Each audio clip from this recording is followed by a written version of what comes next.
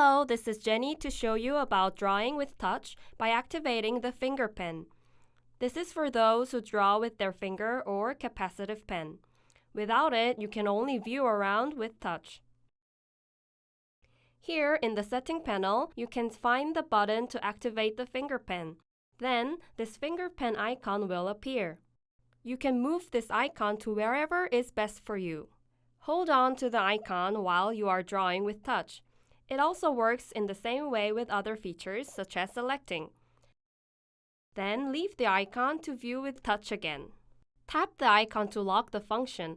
Then you can draw continuously without holding on to it.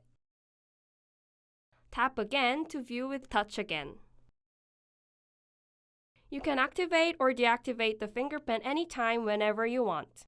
Thank you for watching the video, and please follow us for more tips and news about Feather. See you!